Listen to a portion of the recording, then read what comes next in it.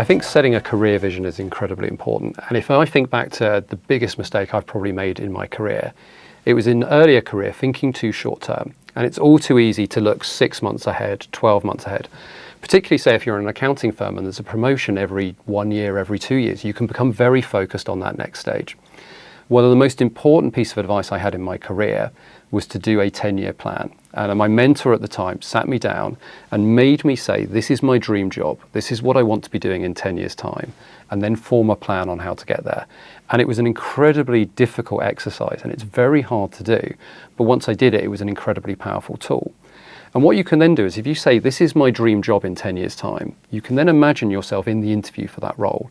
And you're going to be asked, give me an example of your experience in this area.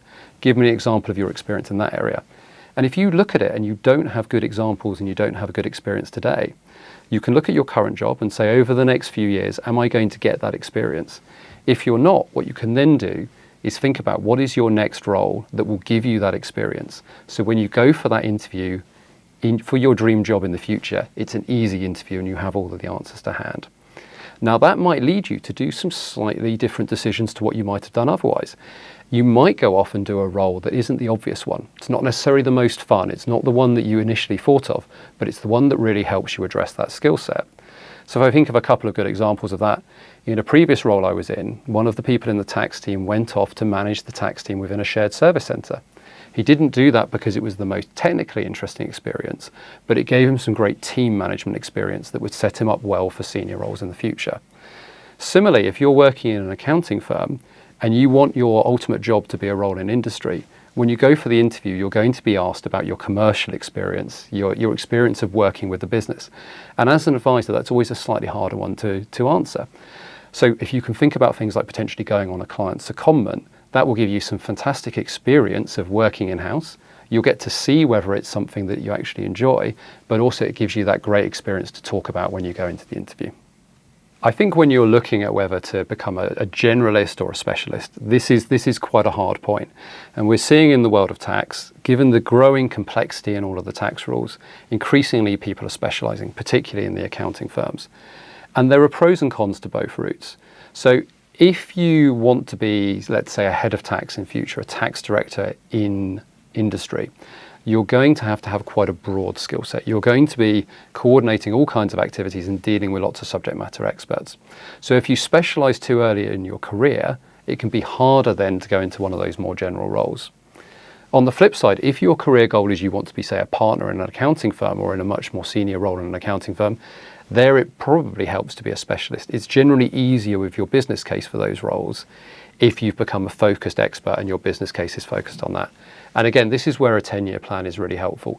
If you set out to yourself what's the end job, what's your dream job that you want to get to, that can really help you with that decision about what degree to specialise or to stay a generalist. I think it's really key in your career to find a recruiter who you can trust and you can have really open and honest conversations with.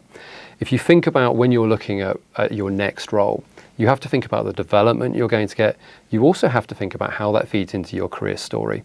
If you're looking at your dream job in 10 years' time and someone's looking at your CV, are they able to look at that and say, this person's had great experience, I can see the journey they've been on through their different roles? Or will they look at your CV and say, this role is a bit strange, I don't quite understand why they did that? And that can be very hard if you're in the middle of your career to really understand what that picture might look like. And one of the things I found really helpful is if I can find a recruiter who I trust, I can have that conversation. So say if I'm offered an internal role and I'm thinking about whether it's good for my overall career, even though I'm not looking for an external move, I can have a conversation with that external recruiter and understand what this will look like as part of my career journey. The other thing I'd say is really important is to have a good conversation with a recruiter you trust several years before you're looking to move. So don't just give them a call when you've had enough in your current job or your development pathway there has come to an end. Have a call with them much earlier. Be talking about what you want to get from your career. They can then help you think about what the development is that you should be thinking about over the next couple of years in your remaining time in your role. But also they can then be keeping an eye open for the roles as and when they come up. So I think that having that really open and honest conversation at an early stage and building a longer term relationship with the recruiters is really important rather than just trying to use them on a spot basis when you're looking for your next job.